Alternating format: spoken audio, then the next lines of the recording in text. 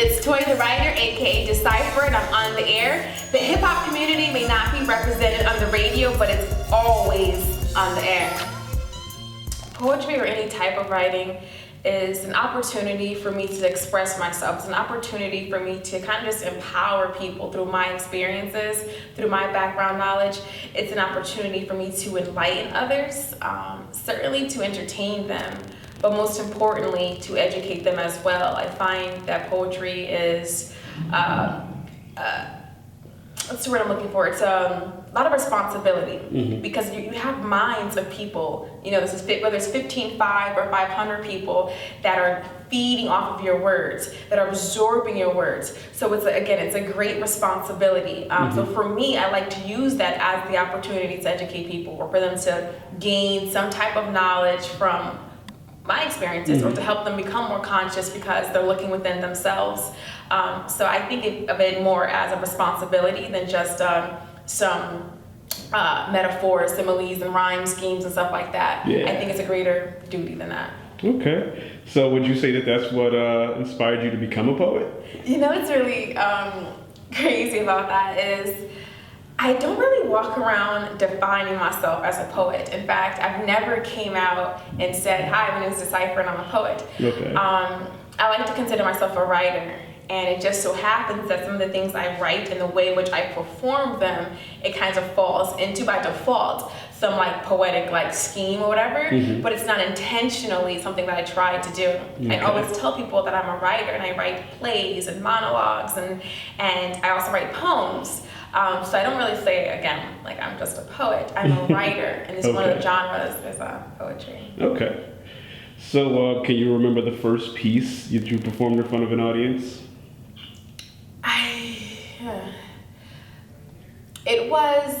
I was student teaching at Harding at the time, and I do not recall the year, but I can tell you I was like 23 at the time. And local aka Jerome was there, and there was something going on at the school. It was like a poetry event at the school. I think the juniors or seniors were having it at the time. And I was invited by one of the students. Her name is Sheena, but around here she goes by Poetaster. She's like out in the DMV area right now. She invited me as her substitute to go check it out, and I went and I performed. I read it off paper, I believe, and I do not remember the name of the poem.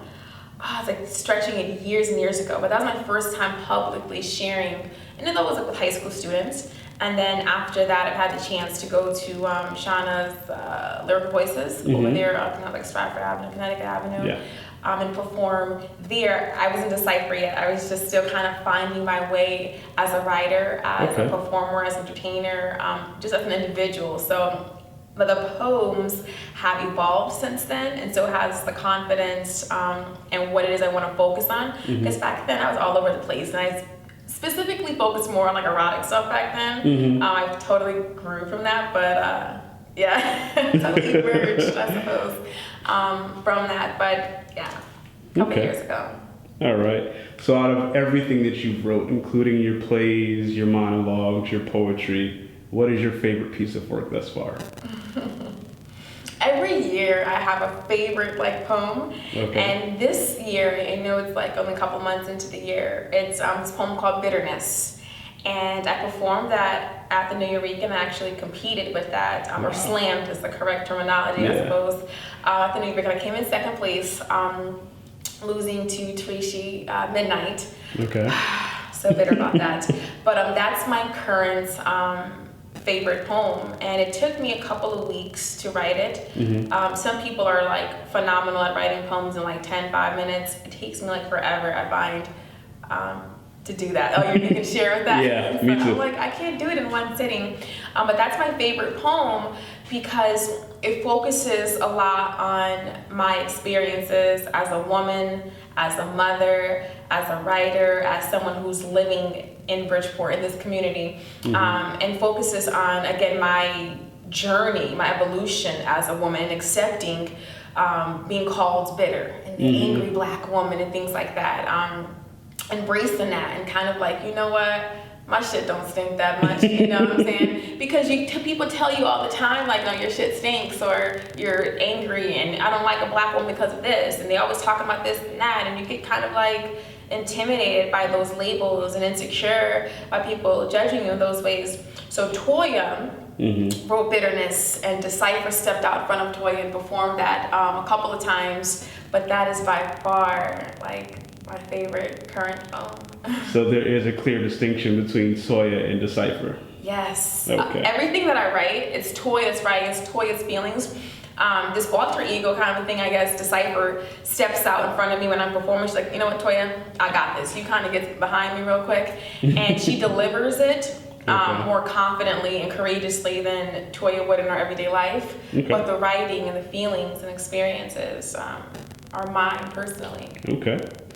So if you could share your work with any poet, MC, or in your case I'll use playwright, dead or alive, who would it be?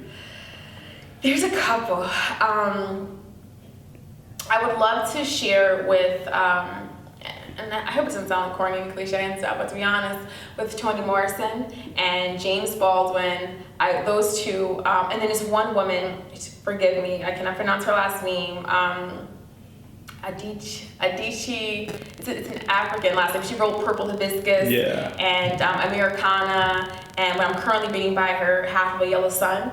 But when I was a little girl, my dad constantly left books hanging around the house, and I was in third grade reading books by Toni Morrison. Although I wasn't fully comprehending some of the adult things that were happening in there, it was my first exposure to literature. I read Mama by her in third grade, Disappearing Acts. And then I went on to read things by James Baldwin, and I fell in love with literature. And every time I read something from them, it inspired me to write. So I would write in these little journals and diaries and things like that. And they would become poems and plays. But the reason why I would share it with them is because they inspired me. Their words and the way they looked at the world, their approach, being direct and honest. I don't like sometimes when I gotta think too much and too hard about stuff and you're totally turned off by it. But it resonated with me, the things in which they wrote about, and it inspired me. So I'm like, listen, here's what I did and wrote because of your words and your wordplay and the way you presented different drama and different things. It was so unique. I loved it. The characters and they were alive to me. This was like a soap opera. It was not like a book. Like, this is real life to me. Yeah. So I'd have to do them 3. So let's talk about what upcoming projects you're working on. Well, I just finished writing a film called Closing Cell with Akia McKnight. She's Vintage Blog. Anyway, so her and I just finished writing this. It's about 2 hours long. I also just finished I'm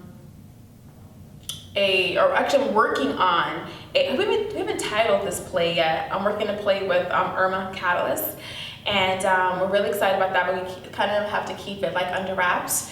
I'm going to be featuring in September at the 9th year anniversary for Poets Realm with Ngoma. I'm really looking forward to that. Okay. As a member of Rebirth Arts Collective, the production company, we're constantly working on different things. We're currently producing a play that was written by Jason Dorsey called Under the Gun, and that's going to be debuting at Housatonics Theater. So we're working on that. Actually, I have to go meet with them after this.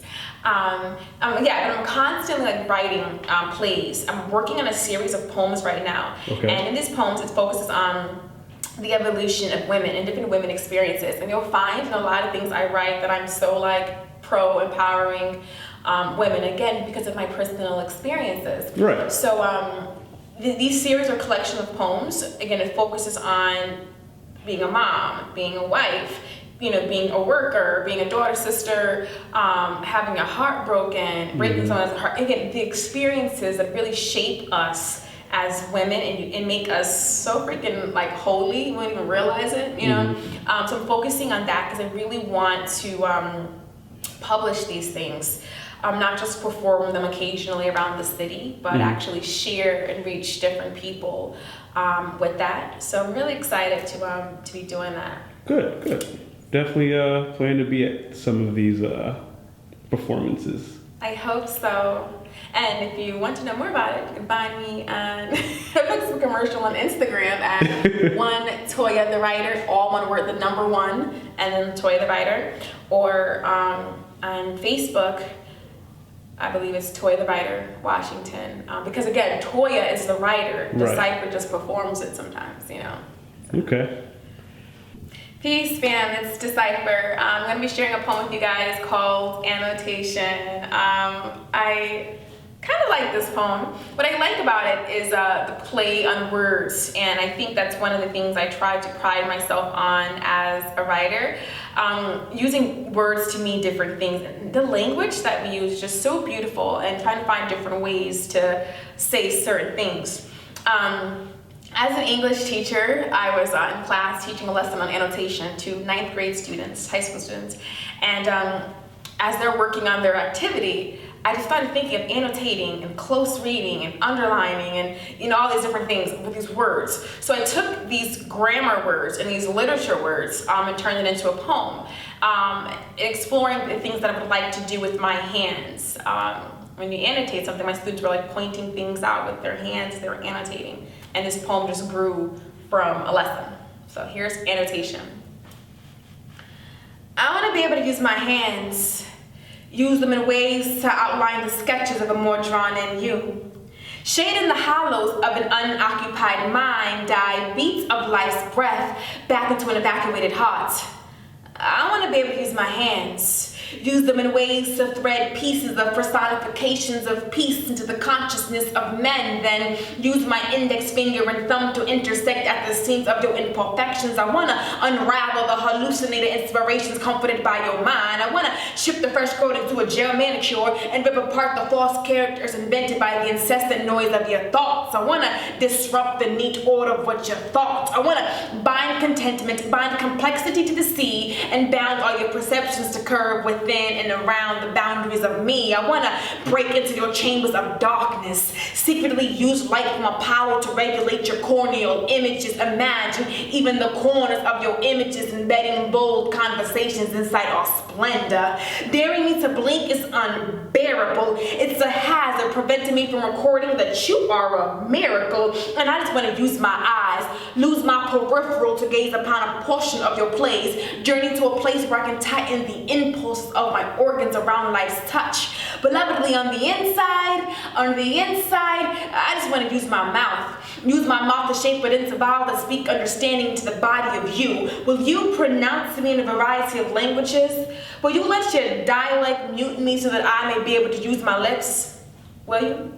I want to mash the fat of two flushing scarlets, press mucous membranes together to plant warmth on the frigid collars of cold shoulders. I want to part my lips and let the juices of my thoughts dance out the corners of my mouth and into the presence of your ears. I want to let the reservoirs of my imagination cradle the temple of your hushed creativity, where we could be a heroic couplet and I could use the folds of my fingers to drum away quack trains of a quaint deflated man. I want to stretch out the tip of a trembling touch to solicit the start of a shameless, wondrous system. Let me speak to you. Let me bury the wonders of my words inside your head. Widen my walls with your worth, with my work. Watch me work wisdom with my hands. Can I just annotate you? I want to sink deep into the pages of your history, go back across the middle passage and revise your yesteryears. I want to use my hands to underline the disruptions of your dreams, conceive utopias with the Atlantis between the fingering of our moist palms. I want to rewrite your hopes and become subjected to being the main ideas of your fantasies. Fancy me using my hands to ransom with that paradise. I want to use my hands to catch you in the high tide of my laughter, make my breath the ebb and flow of your joy. So if you ever feel hands tender like the ascending of life, beautiful like the sway of poplar trees, strong like secretly raised pyramids, shaded in the tropical tones of Bermuda, scented with the scent of and cherries, if you ever feel hands like these, baby, just know that I'm just trying to grab a hold of you and I just want to annotate you.